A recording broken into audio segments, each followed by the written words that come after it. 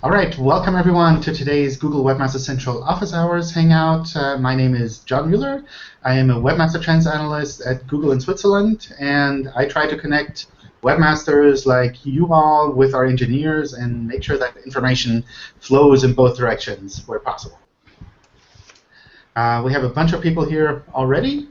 When people drop out, you're welcome to try to jump in. We have the link on the event listing. There are a bunch of questions already submitted, but as usual, if one of you wants to get started, feel free to jump on in. No more questions. Okay. I have actually one question, John. So recently you recommended that we use RSS feeds together with sitemaps, and that we include in the RSS feed any pages that have material changes. I was wondering if you could provide a little bit more context around this. So, for example, if I have a product page, there is a new user review, is that a material context to include that page into the RSS feed? You could do that. Sure, yeah. I think that's something where if the content significantly changes, that's relevant. If the content, the primary content doesn't change, then I wouldn't update it. So for example, if you have a sidebar with recent news articles and your primary content stays the same, then I wouldn't update the date. But if there are new comments added to the post, if there's new information added to that page, then I definitely update the date so that we can recrawl and reindex that page again. We definitely update the date on the sitemap, but would you also put it in the RSS feed? Sure, sure. So for us, and how big of RSS feed do you recommend we have? Like the last 10 things or the last 100? It depends on how quickly we crawl your site and how quickly you update your site. So I take a look, for example, at how frequently we're currently polling your RSS feed and try to match the number of items so that it matches that approximately. If we're currently looking at it maybe, I don't know, once a day, then make sure that you have at least 1 day's worth of updates in that RSS feed. Yeah. Just a quick question while we're on kind of crawling sites, that sort of thing. We've seen recently that one of the sites since the Penguin refresh kind of came out, I don't think it's fully linked to that, but they've seen kind of a drop-off in their rankings. But we've seen a massive increase in the amount of times that that website's actually been crawled in Webmaster Tools. Is there normally a sign, say for instance, if your website's getting crawled a lot more, is there normally something that potentially could be kind of wrong with it that's causing it? It's just weird that it's kind of coinciding when it's dropped off in terms of the rankings. I wouldn't assume that there's a direct relationship between the crawl rate that we have and kind of how we view that site from a quality point of view. So what sometimes happens is we crawl pages a lot that we don't actually show a lot in search results just because we think there are lots of changes here, and we want to make sure that we keep up with those changes so that when we do find something that we really want to recommend in search, we'll have that as quickly as possible. So it's not that there's any kind of relationship between how we would show a site in search and how we would crawl it. There's one exception, which is if it's really black hat spam, where we can recognize that it doesn't make any sense at all for us to crawl this site, then that's something we might say, okay, we're not going to crawl it. But apart from that, pretty much everything, even normal manual actions, will still result in us crawling normally as we would just when we see content updating. So the crawling part is kind of more a technical aspect, and the quality aspect, how we think that this site is relevant for rankings, is something that we do separately, so independently of the crawling. Okay, so kind of a spammy site would actually see the crawls drop off more so than actually increase because you kind of don't see the need to kind of crawl it on a regular basis because it is kind of black hat, that sort of thing. I mean, this is something that we do only in really extreme cases. So it's not something that if you have a few affiliate links or if you have a little, I don't know, some links that you forgot to put no follow on, that we'd stop crawling or that we slow down crawling. It's really if this is just pure black hat spam where we'd say this is gibberish, it's automatically generated, it's really, there's absolutely no need for us to even look at this, then we'd stop crawling that. But apart from kind of that extreme, pretty much everything else would get crawled normally. Okay, no, that's perfect. Thank you. All right. Let's take a look at some of these questions here. Is each algorithm, like Penguin and Panda, an iteration of their previous release? So a website would not be affected by Panda 2.0, 2.1, 2.3, etc. They would just be affected by the current Panda, or does each iteration focus on different things? Essentially, these updates are independent of each other, so it's not something where we'd say if your website was previously affected, then it'll always be affected, or if it wasn't previously affected, it'll never be affected. It's essentially this new update that we might do at one point is the current status, and we turn the old stuff off. So each of these are essentially independent. And sometimes we do change the criteria. Sometimes we do change the algorithms that kind of compile this data.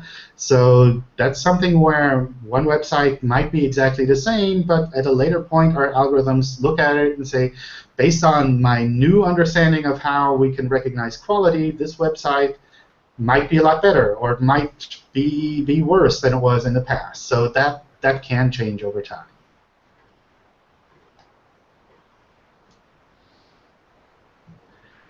And are e-commerce sites treated differently regarding content? My site has a lot of boilerplate text, plus only slight variations in product. Means similar descriptions, so pages aren't that unique. Would there be some kind of a site-wide penalty? We don't have a duplicate content penalty. It's not that we would demote a site for having a lot of duplicate content. Sometimes that's essentially just how it works. I have a slide from one of the last sessions where we had something similar. Let's see if I can find it. So this is, let me just pin this. This is a very colorful view of web pages where these are essentially different web pages that have the same block of text. This is symbolized by the green color here. This means that, for instance, the same product is on different websites, or the same product description is used across the same website multiple times. We understand that this is the same content block. We understand that there is unique content on the top and the bottom here, which means that these pages are unique. There's value in keeping them separately. What happens in search is if someone searches for something that's in this kind of generic block that's shared across these pages, we'll just pick one of these pages and show that in search. So this is essentially one of these three pages. It kind of depends on which one we would find more relevant, or maybe personalization comes into play a bit. But we just pick one of these three pages to show. Whereas if you searched for part of the generic text as well as something unique to one of these pages, so in this case, something from the red page, then we try to pick that red page. It's not that we'd say this green text is duplicate, therefore this page is bad, but we'd say this has unique aspects of this content that mean that it's relevant depending on how the user is searching. So it's not that we would penalize a site for having this kind of duplicate content within the site or across different sites, but it's just the case that we try to filter out the duplicates and try to just show the most relevant one.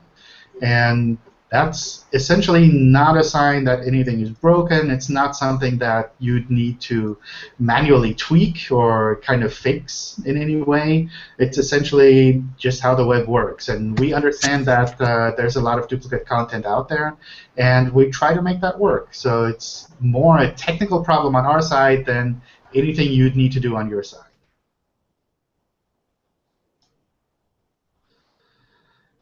Is the Penguin now on an automatic monthly rollout? If not, is the next one coming soon or a long time away? Is this algorithm update or just a data refresh? This is essentially an update that's currently rolling out over a couple of weeks. And so I wouldn't assume that the current state is the final state. We're still kind of rolling that out step by step. And the goal is to have it update a little bit faster, but I can't kind of pinpoint any specific update frequency where I'd say this happens every month on the third Monday or something like that. We're working out how we can roll this out and how we can make this a little bit of faster update cycle. So the goal is to make this process a little bit faster, a little bit easier for those who are actually working on the websites to fix these issues. But I don't have anything that I can guarantee at the moment and say it'll be happening on these dates.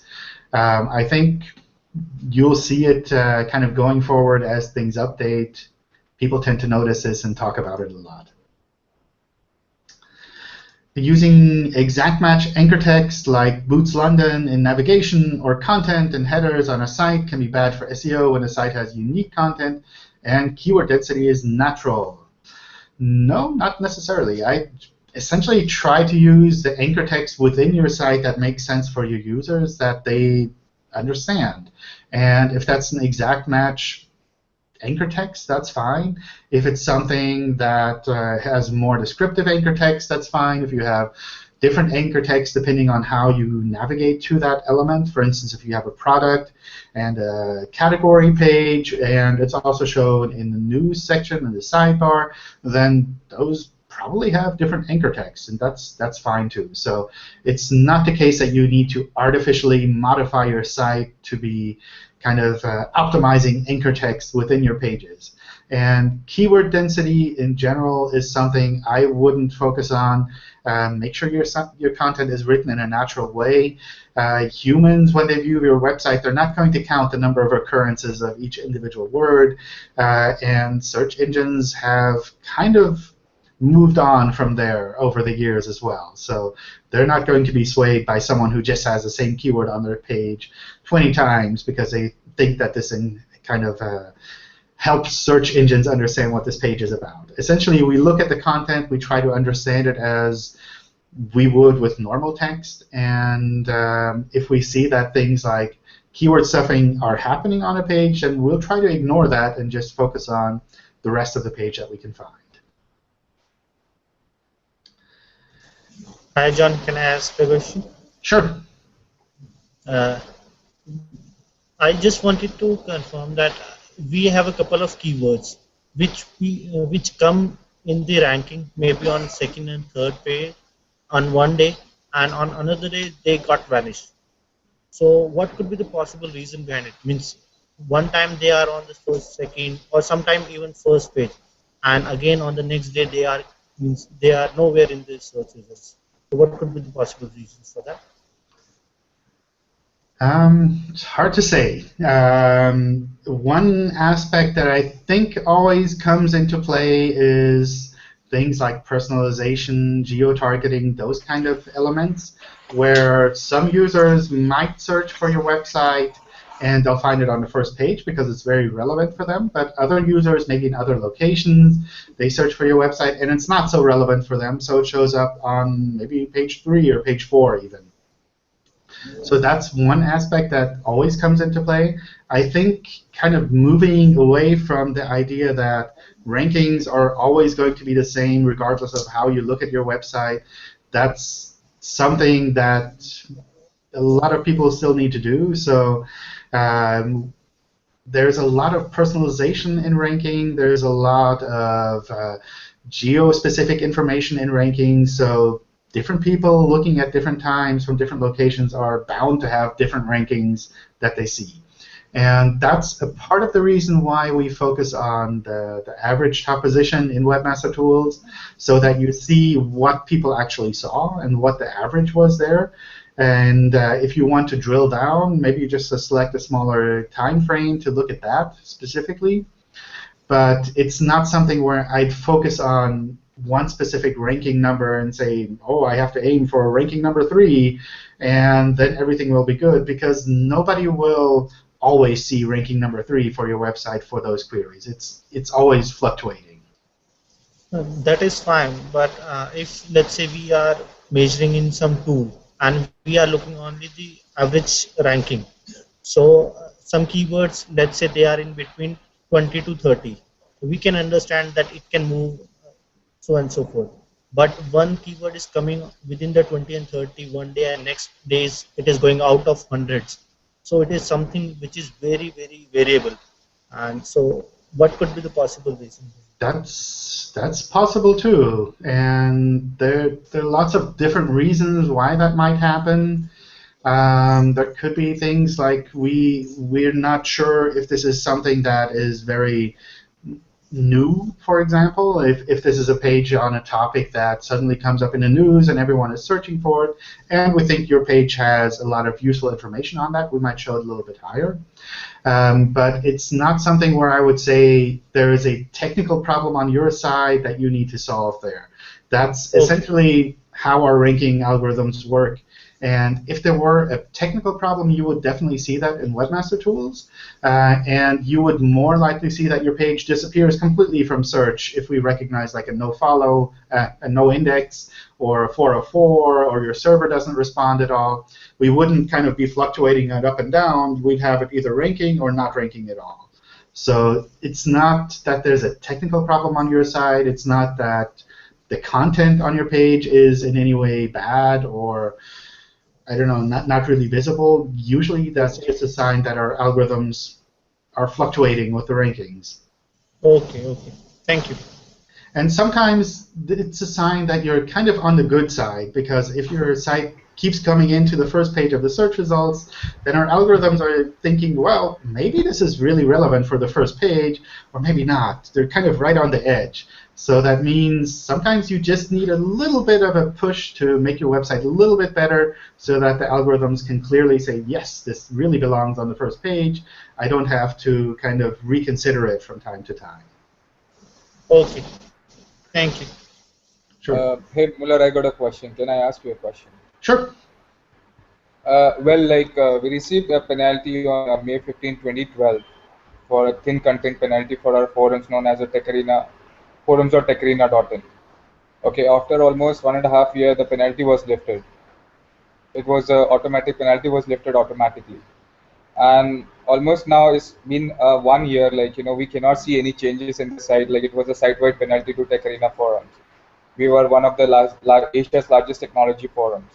Mm-hmm. So as of now, we cannot see any updates. We have even uploaded a file on Google Tools, but there is nothing, we cannot see any changes in the traffic. I don't know what's wrong. We really require your help to, make it understand, how we can gain the traffic again. Because I somehow feel that, okay, we are still in the sandbox of a Google, where I'm not very sure, do we have a sandbox still till the day?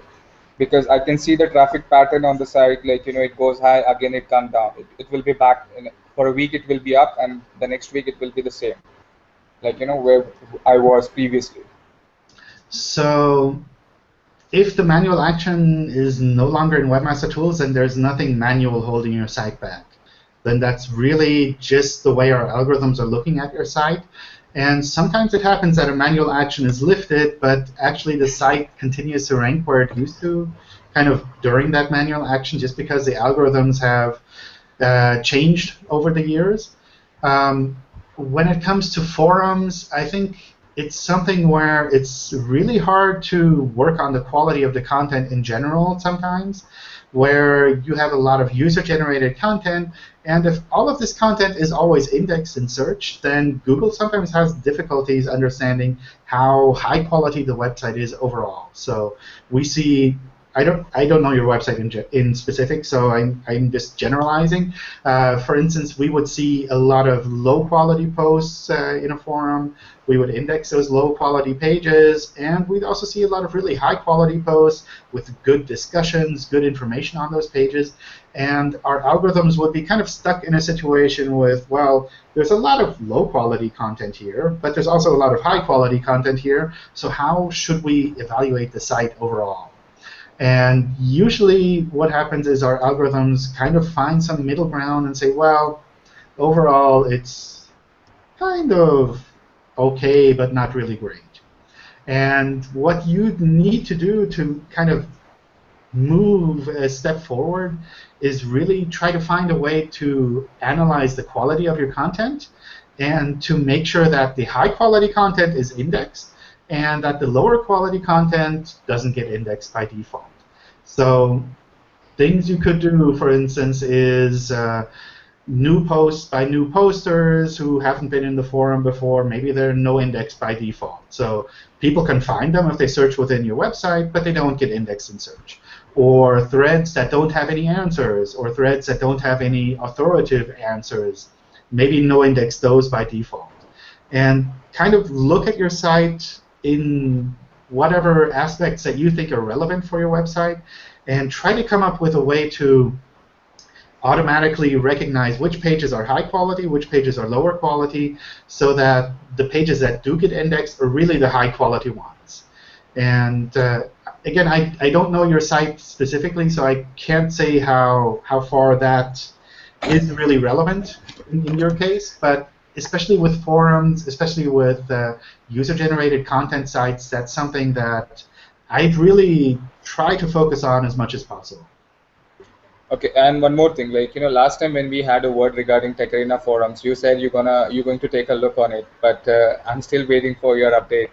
Like you said, you will help me out to to get back to come bring back my rankings, because previously I think before a penalty I used to have nearing 6 million unique visitors on my site, and as of now today it's hardly, I think I could say 600k. 600 unique visitors, 600k unique visitors to my site. Like it's almost a 90% drop on my traffic. Yeah, and till the day there is no improvement. I just see that there is really a strong aspect from the quality side of things with your site at the moment, and that's something that you can work on with your site specifically to try to understand like where the high quality parts are of your site and how you can recognize those automatically. And I think with forums, that's something that's sometimes easier to do, but it's really a strong aspect of how we're viewing your site at the moment, really from the quality point of view. Okay. And one more thing I've noticed in the search results, it's like when we post anything new on our website, like our content get indexed in next couple of minutes, I could say. And when we search the same article on Google, it's showing me it was indexed 1 day ago. I don't know. I think it's some sort of a bug with Google. Like I'm not very sure, because if the content is posted in next 1 hour, like it's showing me when I'm searching the same article on Google, it's showing me that it was indexed 1 day ago. I don't know what kind of an issue is this. Okay. Basically, I'm figuring out a lot of with Google, like so. Yeah. I'm just noticing a couple of things with Google, like what's happening. That sounds like some kind of a time zone calculation problem. I don't know, but I don't know. I'd have. I mean, you have the dates on your articles as well, right? On your your posts and everything. Yes, so, absolutely. Yeah. Right. Yes. But let me check with the engineering teams on that. But I think the data itself is essentially just something that we show in the search results. It's not something that we'd say this is a primary ranking factor. But if you can maybe post a query in the search results or a screenshot of something or send me that, then I can definitely take that to the dates team to figure out. Can I get your email address? You can just send it to my Google Plus account. Google Plus account? Yeah. Okay, I'll do that. Okay. Yeah, thank you. Hey, John, can I ask a question? Sure. So I just sent the URL here on the chat, and I'll send one more. So essentially, these two URLs is one is for student credit cards, the other one is for Visa student credit cards. And both of those terms are things that people search for. In the past, we would even have category pages that were more refined. That, like for example, low interest credit cards for people with excellent credit. So like kind of a 3 combo, if you will. If you look at the search results when you search on Google for Visa student credit cards, with the exception of the first result, everything else seems like Google is not understanding that the person is searching for Visa student cards. They're searching for, they think it's just student cards. Now, having said that, the overlap between products between the two pages is very significant because Visa is the biggest credit card network, and then MasterCard. and for the student space, American Express and Discover hardly have any product. So anyway, my point is that those two pages have a significant overlap in terms of the results. From a user standpoint, I strongly believe that it's much better to send them, if they're searching for Visa student cards, to send them to a page that has only Visa student cards and not MasterCard cards. But I'm wondering of whether this is an example that maybe Tripping Panda and says, oh yeah, you know, the content is looking very duplicative here, because we have this going, we have 130 category pages in total. Okay. And the texts are essentially very similar across these category pages? The text is custom written. Okay. Yeah, the text is custom written, but you have the filters and a lot of overlap on the results. Okay. I'd have to take a look at this. I don't know. But in general, like I mentioned before, it's not that having overlap from the category text or the product text would be a problem, as long as we can really recognize what specific aspect you're focusing on these pages. And I don't know if we'd recognize like the Visa versus other types of credit cards aspect here strongly enough, but I can definitely take a look at that with the engineers here to see that we're picking it up correctly. And what would be helpful is to give some advice of whether, you know, we should try to tailor pages very closely to the user intent. I think, or yeah. when the only differentiator is the Visa, the algorithms are still not strong enough to pick that small, because it's a small differentiator, but a major one in terms of user intent. And maybe we end up getting penalized for trying, you know, to tailor so closely. No, you don't get penalized for having this kind of duplicate content, so I wouldn't worry about that aspect. So I think what I would just try to focus on is whether or not this page would be able to stand by itself. These different variations of these pages would stand by themselves, or if you're essentially focusing on one very, very specific aspect that people aren't necessarily specifically looking for. Or where you're essentially just providing like a combination of aspects that, let's say, doesn't actually provide any real unique value on those pages. So I don't know those pages specifically, but for instance, if you had, let's say, shoes or something like that, then you'd probably want to create categories for the different types of shoes, maybe product pages for the individual models of shoes, but you wouldn't create individual pages for every size and color variation. You'd say, well, this shoe is also available in these 5 colors or in these 7 sizes. So that's something you would kind of mix into the specific product page, but you wouldn't create separate pages for that. I don't know how far that maps to the credit card area. That's not really where I know in detail like how much people are actually looking for this specific niche, or if this is something where you just say, well, this keyword is searched for 1,000 times and we'd like to show up for all of them. It's kind of like trying to find the balance between having real value on these pages and still like targeting something specific. So they definitely have search volume, those category pages. Where would you draw the line? Is there like, you know, at 500, or is there a number where you would say it's worth having its own page, otherwise people can, because you can obviously go to the student page and then use the filters and isolate only the Visa cards. I don't think there's any hard line where we'd say this is the number that you need to focus on. So that's not really something I can kind of help with there. I think what you're always balancing is having really, really strong pages for these products versus having kind of medium strength pages for a lot of different products. So you're kind of there are situations where people might find a more generic page a little bit more useful. And if you had one kind of really, really strong generic page, you could probably get just as much traffic as if you had hundreds of variations of pages that each get a little tiny amount of traffic. So that's something where you kind of have to balance having something really strong and specific and generic versus having something that's seen as kind of lightweight and kind of spread out across a lot of variations.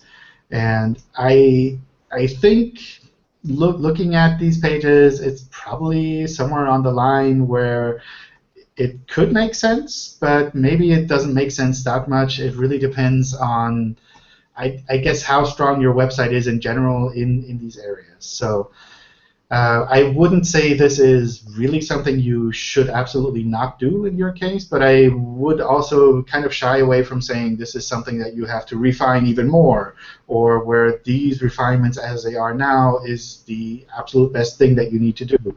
I think this is something where you might even try to do something like A/B testing and think about which aspects really work well and which aspects are essentially spreading it too thin. But you wouldn't look at these areas as areas that may bring a penalty. No, or I mean be hit by Panda. I don't think that this is something that we'd say would bring a penalty. I think if you were to spread it out even more, then I could see the web spam team maybe looking at this and saying, well, these are all doorway pages because essentially they're the same and just variations of keywords. I think at the moment you're probably at the level where this is fine from the manual point of view, but spreading it out more would definitely kind of go into the doorway page area where the web spam team might look at this and say, well, there are millions of keyword variations indexed here, and there are nonsensical keyword variations indexed here. So I don't know, student credit cards for senior citizens or something like that. That happens sometimes. We see that happening from time to time where these pages are just automatically generated. But if these are variations that make sense, if these are pages that are not automatically generated, then I wouldn't see that as web spam. I wouldn't see that as something where Panda would say, this looks bad. But I think this is something where you probably want to test with users to see how far they understand your site, how far they trust your site, how far they feel that this is providing relevant information and not just boilerplate text that's put together in different variations. I mean, the results are really different. You are only looking at Visa cards, whereas on the other page you're looking at all the cards. And and the user said they're looking for the Visa college cards. But this is something where I maybe also do like an offline study with people who aren't associated with your website. Give them a specific task to complete on your website and maybe on some of your strongest competitors, and see how they're able to complete that task. Ask them the questions from the Panda blog post, what was it, maybe 2 or 3 years ago, and get their feedback directly like that. I think that's something that would work really well with your website and would probably give you some information on where you need to focus on more, if these are things that maybe from the design or from the layout or from the usability you need to work on, or maybe there are specific niches that you're not paying attention to. So that's something where I think an offline user study would really provide some value. Thank you. Hi, John. I have a question. Sure. So we have a global flags page set on each W of the domain, and we have approximately 20 subdomains which are transactional. We keep seeing the flags page appear in the transactional sites, Sitelinks within Google. We don't want it there. We've tried to demote it through WMT to no avail. We've tried literally everything we can think of to break the link between the transactional domains and this global flags page, but it still persists to be in the Sitelinks. I just wonder, is that actually a fault? Do you know anything that we can do to actually remove it? So the demotion of Sitelinks is something that, like the name says, it's a demotion. It's not that we would remove it completely from Sitelinks. The thing to keep in mind there is also that these site links are put together based on the query that people are searching for. So it might be that one page has some site links shown for one query, but it actually has completely different site links shown for other queries. So we try to match that, but there's no way to completely remove a URL from the site links apart from putting a no index on it. And a no index is probably a bit too big of a hammer for your case, right? Yeah, I mean, we want the flags page to rank in its own right when people are searching for the brand or the company, if you like. But certainly, we don't want it to appear within the transactional subdomains. That's what's confusing, is because we're searching on a subdomain in France, for example, and then we have a global page appear in the site links, which clearly isn't. The subdomain is a different okay. domain. So what you could do there is also use the Hreflang markup to let us know about the different language and country variations that you have. Specifically, if you mention like a subdomain for France and a subdomain for a global website, basically, then that's something where the Hreflang markup could really help us, where we'd be able to say, well, this is the global page, and someone is searching for the French page, therefore it doesn't make sense. Or this is the English page, and someone is searching for a French page, therefore we shouldn't put this as a site link. Okay, that's good advice. All right. Let's go through some of these other questions here. Can I ask you a last question? All right, one quick and last one. I would like to, I'm planning to, I'm coming to Switzerland. Is it possible to meet you, Maybe. You can send me a note on my Google Plus account. I travel a lot, so I'm not always here. But if you're here, we can see, sure. I'll come on after 10th of November, so I want to meet you. I'll be there in Switzerland. Yeah, I probably just don't come to Switzerland just for visiting here, because it's a nice office, but it's not that nice. There are lots of other things to do in Switzerland as well. Fair enough. Not a problem. Send me a note. Okay. What do we have to modify in Webmaster Tools when you change from HTTP to HTTPS? You don't have to modify anything, but I'd make sure that you have both variations indexed or listed in Webmaster Tools so that they're verified there, so that you have the information about both of those variations separately. Instead of modifying things in Webmaster Tools, you essentially just set up the redirect, set up the rel canonical, maybe set up HSTS if that's something that you're aware of as being relevant in your case. But you don't have to change anything specific in Webmaster Tools.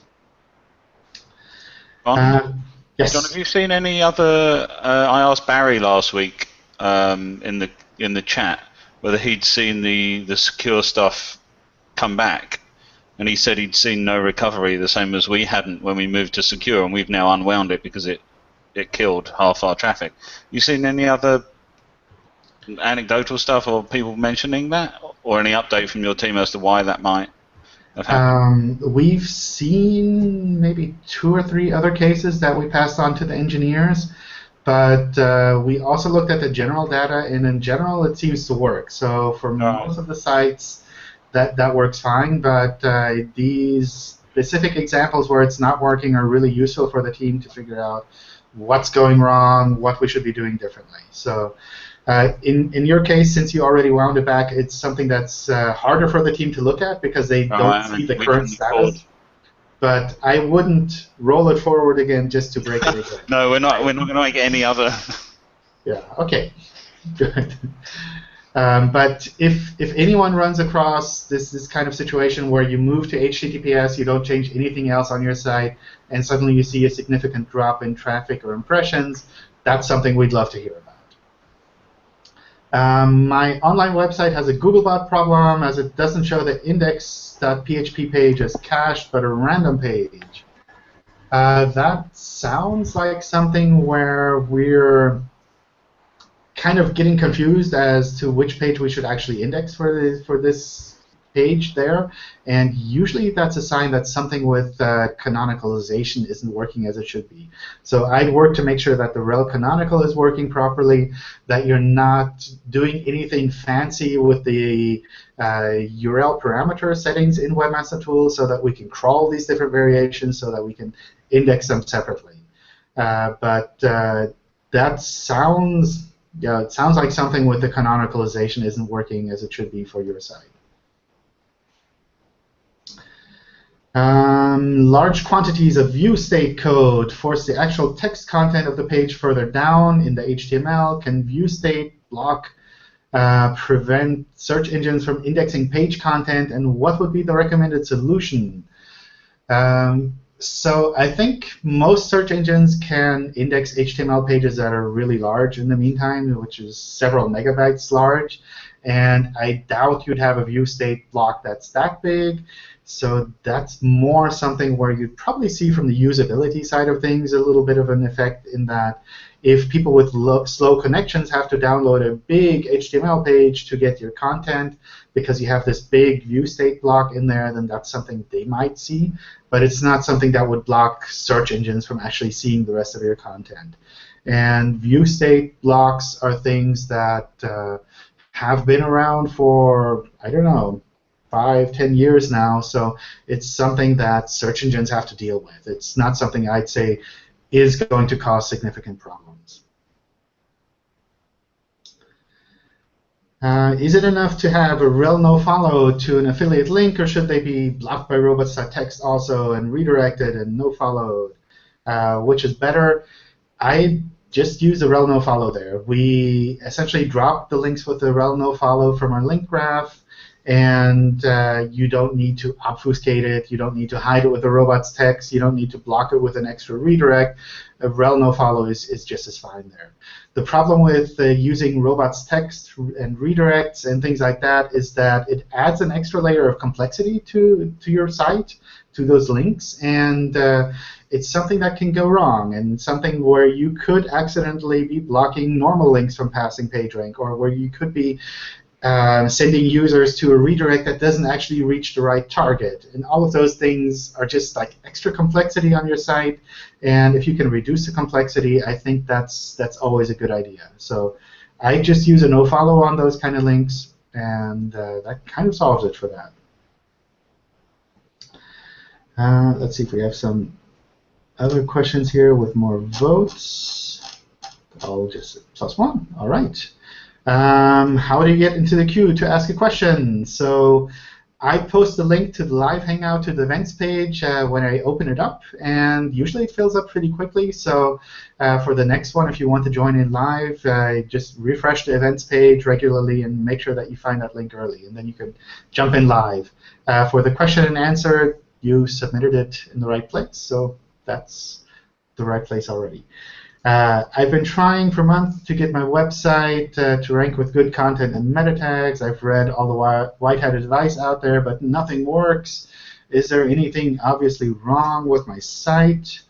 Let me just push it in here and see what happens. And it says, no, there's nothing obviously wrong with your website. So I think I just double check to make sure that from a technical point of view everything is working right, and just continue working on your website with more and better content. So it's not that there's anything specific holding you back. You essentially are just ranking where you'd normally be ranking.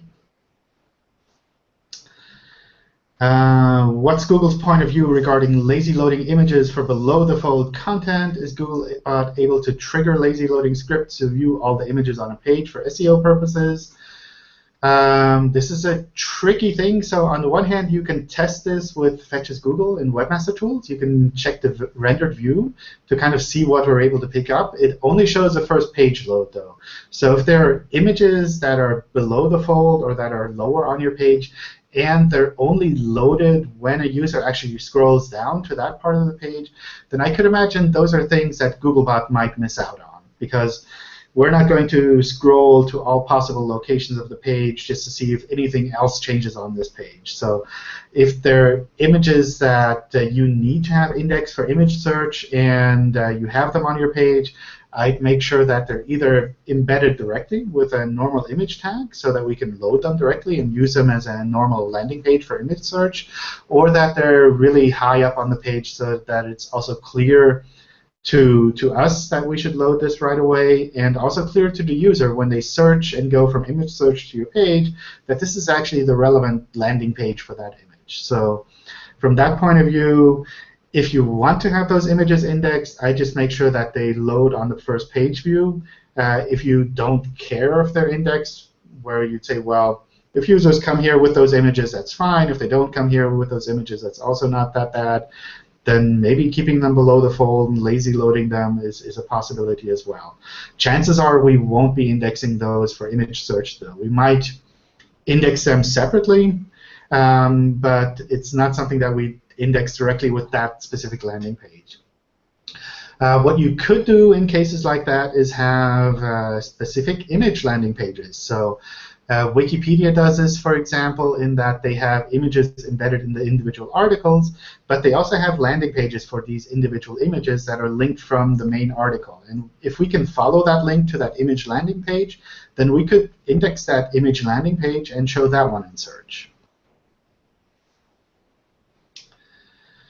My question relates to semout.com. We get a lot of traffic from them daily and would like to know how to filter exclude them.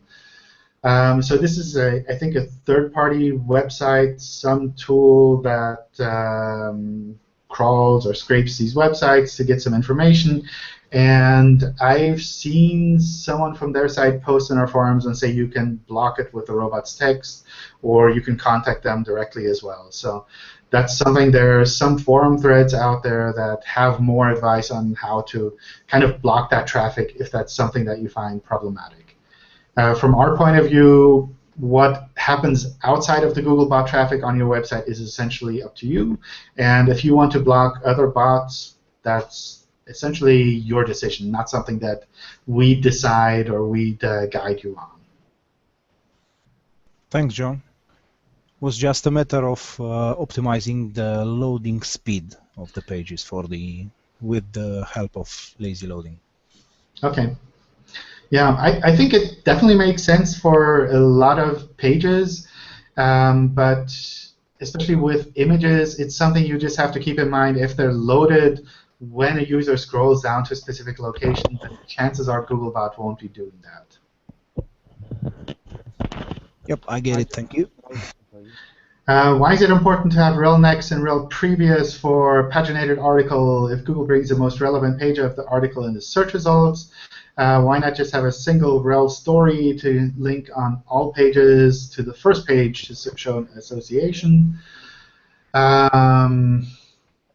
Good point. I don't know how we would compare that to other variations. I know this was at least a significant problem with how we were indexing really long articles, because it was hard for us to understand which ones were tied in together in which ways. So oftentimes you'll see a link on the bottom going to the next 5 articles. So it's not clear that there is really a straightforward way of stringing these articles together and saying, this is the big article and this is the right order. So that's something that might be missing with like a single link just to the start page. But essentially, this is something that helps us to understand your content better. It's not a requirement. If you have long articles split up on multiple pages and you don't use rel next and rel previous, then we'll try to figure it out. Hey, John, quick question. Sure. On the user-generated content, if let's say a customer has written a review about the product in all caps, it's a legitimate review just in all caps, for example. Is that a problem from a quality standpoint, or? That should be fine. I don't see a problem with that. Okay. Cool. I think it's something you might want to look at with other people on your website in general, but from our point of view, we don't care if you use caps or if you use Comic Sans as your font or if you use pink and purple rainbows. It's essentially something between you and your users. Okay. Hi John, can I ask you a question, please? Sure. Yeah, my question is that I was worked previously an SEO for a website with .com, and I was presently redirected it to .ae, which is according to the PGN update, a locational update. Generally, we need to target on Arab countries like, and we had built links with some directories, etc. for a .com website previously. And can I get a link from same website which is redirecting to this AE website from that directory cells? If that's your local variation of your page, I think that's generally fine. I just be careful with regards to getting links and just like submitting them to directories and kind of artificially creating links to these pages, because that's something that our web spam algorithms would try to pick up on. So if the links to your page are essentially just links that you placed yourself on various directories or on friends' site, or you're exchanging them or you're buying them from somewhere, then that's something that our web spam algorithms would try to pick up on. So creating a separate local version of your site is perfectly fine. If you're targeting a local market and you have a local domain name, that's fantastic.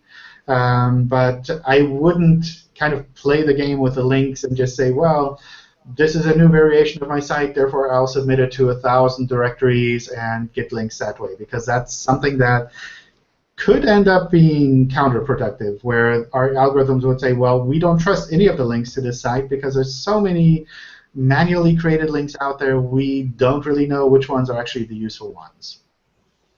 I would like to know that how to resubmit that redirected URL that with .com to .ae. How to tell our users that we are redirected like?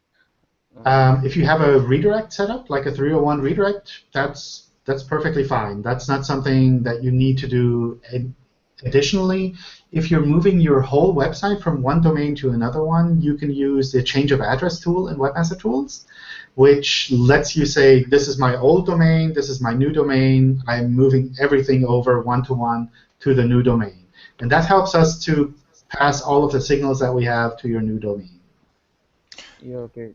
John, can I bring a short question? Sure. Last one. I know you've been said this a lot and we've discussed it before, but I just want you to reiterate something. Is the number of directories within a URL a ranking factor? Does this influence in any way the rankings of a page? No. No, I know, but I just want you to re-explain that. I mean, the clicks are more important. I wouldn't focus on clicks, but I think it's something where we see the URL primarily as a technical identifier. And if you put keywords in there, that's fine. If you don't want to put keywords in there, that's fine. If you use URL parameters, that's fine. It should just be an identifier for that page. And the directories are essentially just a way of structuring that information there. So it's not something where we'd say this helps your ranking or is bad for your ranking, or being like 5 levels deep is worse than being 3 levels deep in the URL. We just have it as an identifier. Okay, thank you. Sure. We're out of time. Let me just scroll through the questions to see if there's anything specific we can answer really quickly.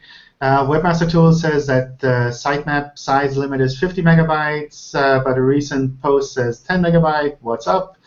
We support 50 megabytes for sitemap files, but not everyone else supports 50 megabytes. Therefore, we currently just recommend sticking to the 10 megabyte limit and just splitting things up a little bit more.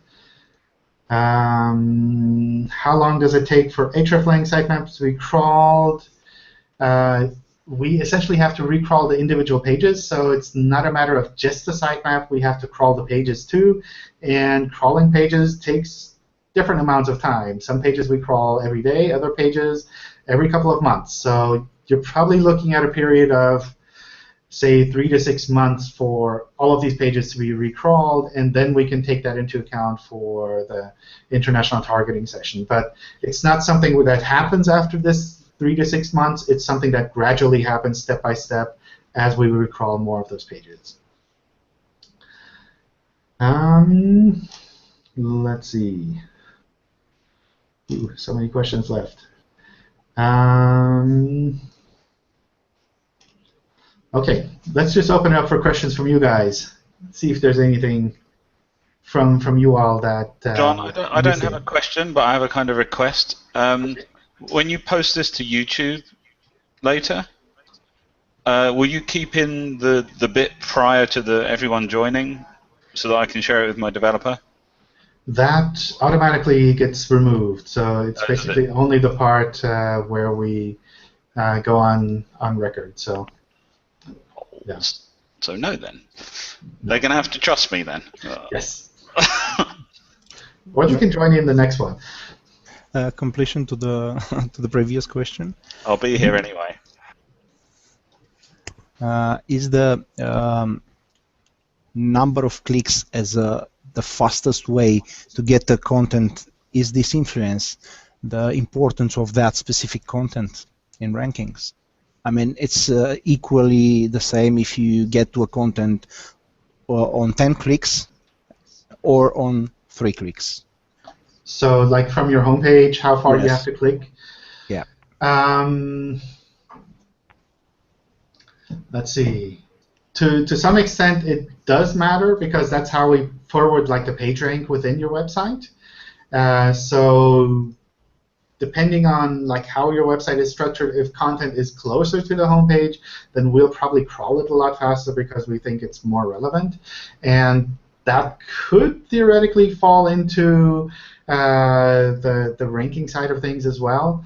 But it's not something where I'd say you artificially need to move everything 3 clicks from your homepage. It could be just as relevant if it's 5 clicks away from your homepage, or if you have to go through a form or something like that. So I think if something is critical for your site, I'd move it higher up in your hierarchy, like closer to your homepage. But in general, that's not something that you kind of artificially need to do.